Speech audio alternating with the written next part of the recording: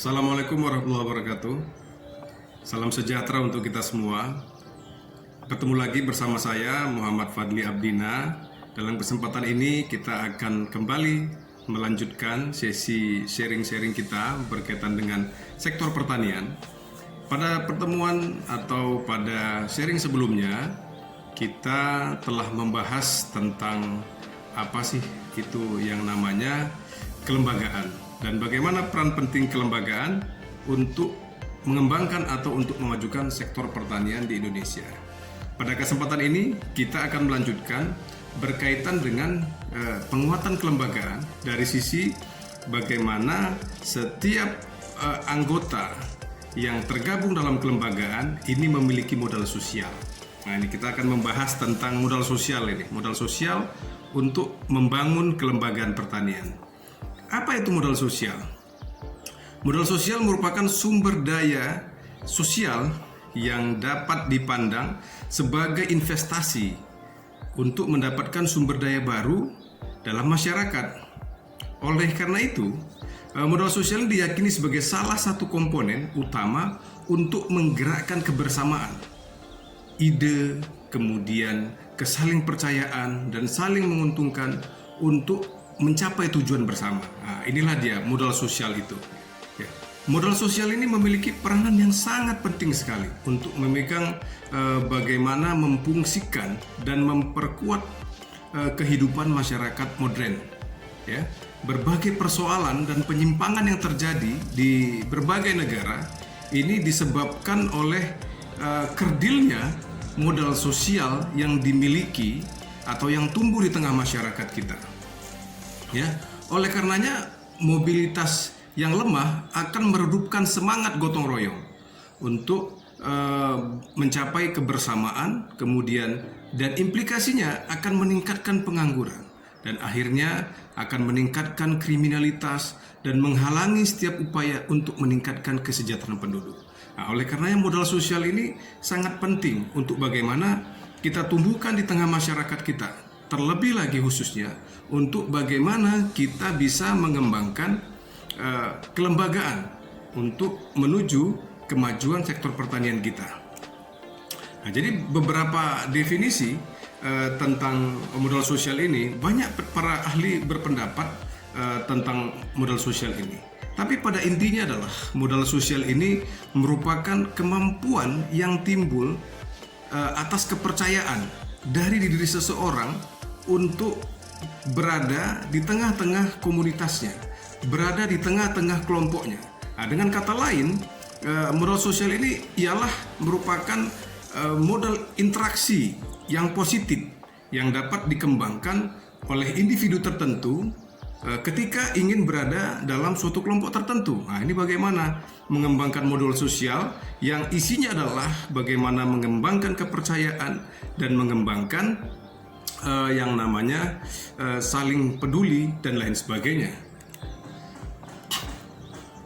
Jadi dalam konteks interaksi ini, interaksi dalam kehidupan kita ini secara umum ada dua interaksi.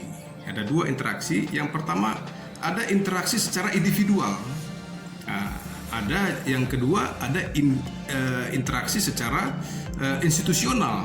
Nah, jadi yang pertama ini yang secara individual merupakan interaksi yang dibangun secara intim, ya, secara intim antar individu yang menghasilkan ikatan emosional. Nah, ini yang barangkali yang sering kita bisa dengan mudah untuk menemuinya di tengah masyarakat kita, bagaimana seseorang itu dapat menjalin hubungan yang baik dengan orang lain. Ya, inilah sehingga bisa terjadi hubungan emosional, sehingga terjadi hubungan yang erat, sehingga ada saling kepercayaan yang bisa dibangun, yang dilakukan oleh dua individu ini. Ini yang pertama ini, yakni bagaimana modal sosial yang dibangun melalui interaksi individual.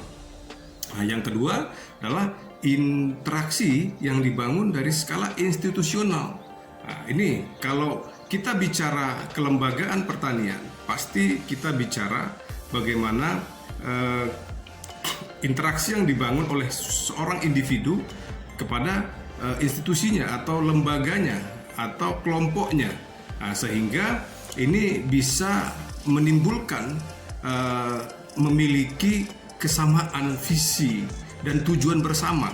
Ini dia interaksi yang dibangun secara dalam skala institusional.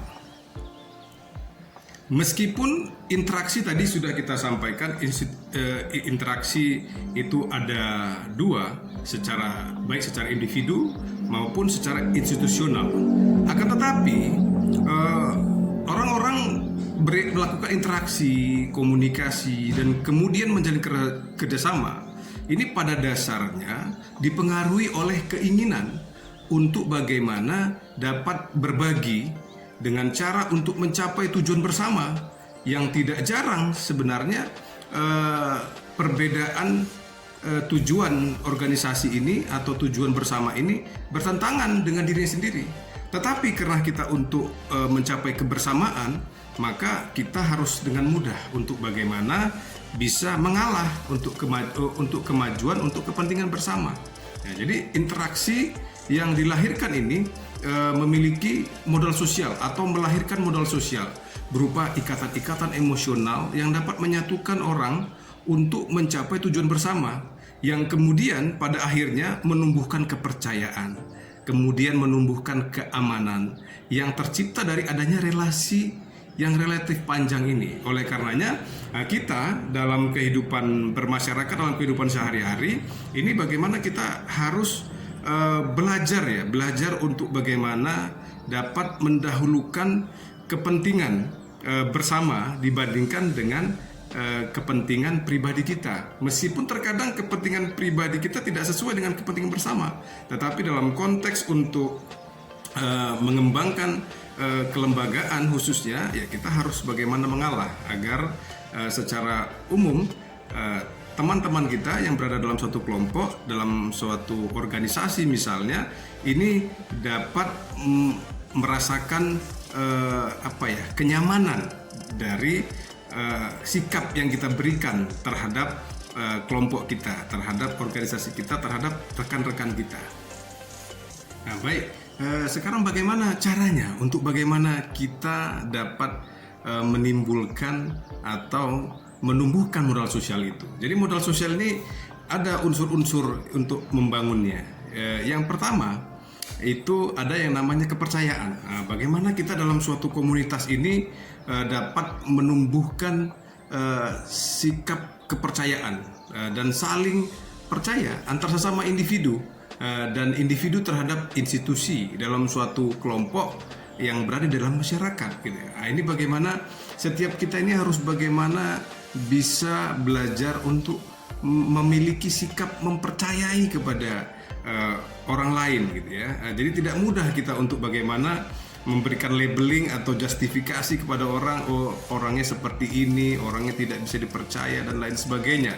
Jadi kita sebagai individu untuk bagaimana senantiasa memiliki positive thinking, ya, berpikir positif terhadap orang lain, sehingga tidak mudah kita untuk berpikir negatif terhadap orang lain. Jadi itu yang pertama. Kemudian yang kedua ada yang namanya kohesivitas.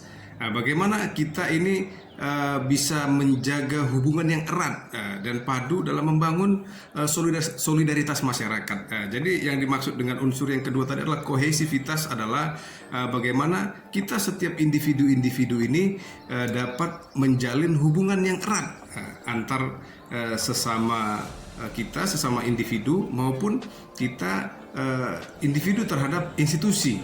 Harus kita jalin hubungan yang erat. Tidak boleh kita ada saling curiga mencurigai, saling buruk memburukkan, atau saling menjatuhkan dan lain sebagainya. Ini kita harus bagaimana tetap caranya landasan adalah berpikir positif. Jadi dalam suatu kelompok itu harus bagaimana kita selalu berpikir positif. Tidak boleh kita bagaimana berpikir negatif terhadap orang lain. Terlebih lagi kita berpikir negatif terhadap kelompok kita, terhadap organisasi kita, terhadap wadah kita. Yang berikutnya ada yang namanya altruisme, yaitu bagaimana paham yang mendahulukan, ya, bagaimana kita sebagai individu untuk senantiasa bisa mendahulukan kepentingan orang lain atau kepentingan orang banyak dibandingkan dengan kepentingan diri sendiri. Inilah yang dimaksud dengan unsur yang ketiga ya, untuk bagaimana kita bisa membangun yang namanya modal sosial ini. Ada yang namanya itu altruisme, itu bagaimana kita senantiasa mendahulukan kepentingan orang lain ataupun kepentingan bersama dibandingkan dengan kepentingan diri sendiri. Itulah yang dimaksud dengan altruisme dari poin atau unsur yang ketiga dari membangun modal sosial itu tadi. Kemudian yang keempat adalah bagaimana kita dalam suatu kelompok, dalam suatu lembaga ini bisa menjalin yang namanya hubungan kerjasama ataupun gotong royong ya, gotong royong. Jadi dalam kehidupan bermasyarakat kita ini sudah jarang sekali kita dengar ya ada aktivitas yang namanya kerja gotong royong di tengah-tengah masyarakat kita. Padahal ini merupakan bagian dari semangat yang dibangun leluhur kita.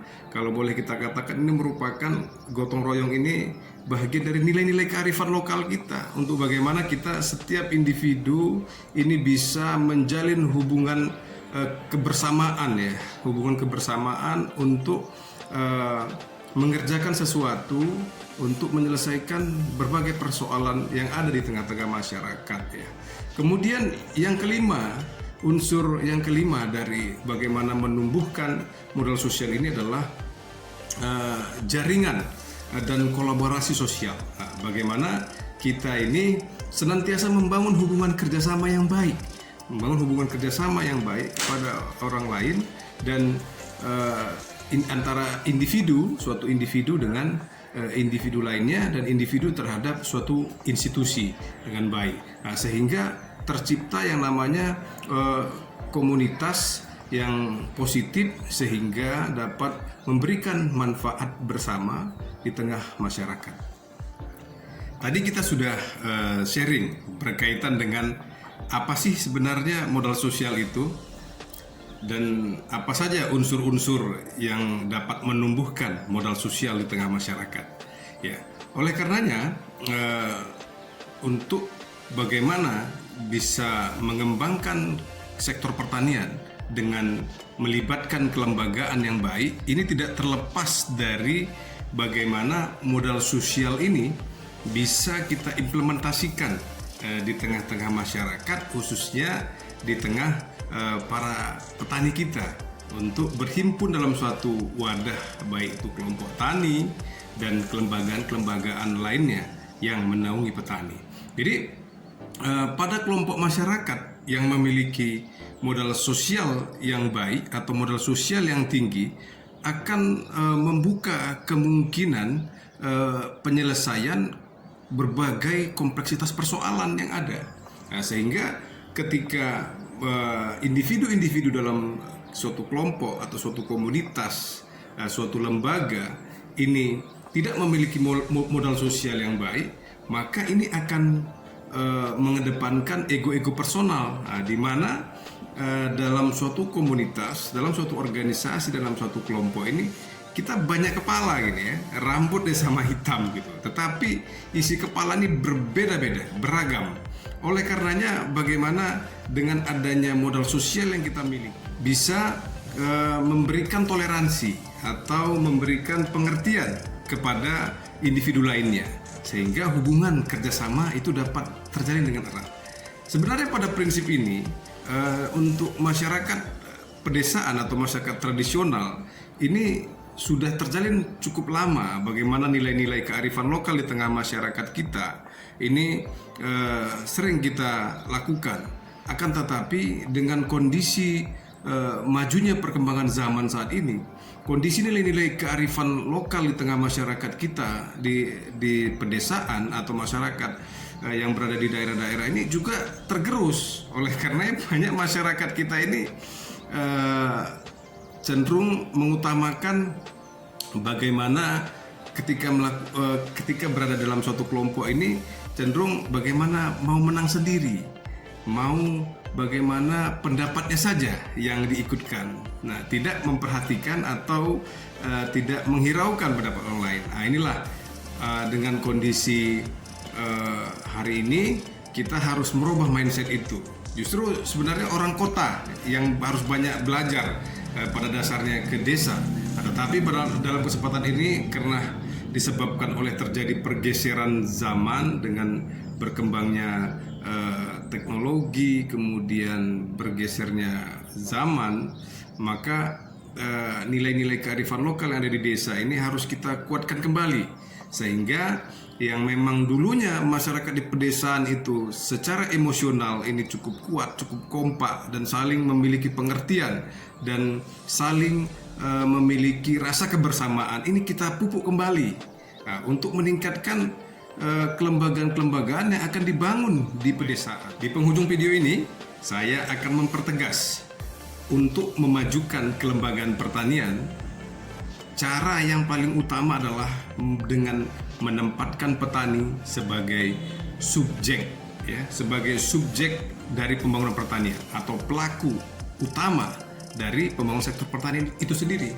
Ya, dan pada akhirnya petani akan memiliki motivasi yang baik untuk bekerja keras dan akan menumbuhkan daya kreasi dan kegotong royongan di antara mereka, dan pada akhirnya menumbuhkan modal sosial yang menjalin kebersamaan untuk bagaimana petani-petani kita di daerah bersama-sama bisa bahu-membahu menjalin kerjasama yang baik untuk membangun kelembagaan, berbagai kelembagaan untuk memajukan sektor pertanian yang mereka jalani, baik itu dari input produksinya, kemudian pengolahan lahan atau on farmnya, kemudian pasar dan lain sebagainya.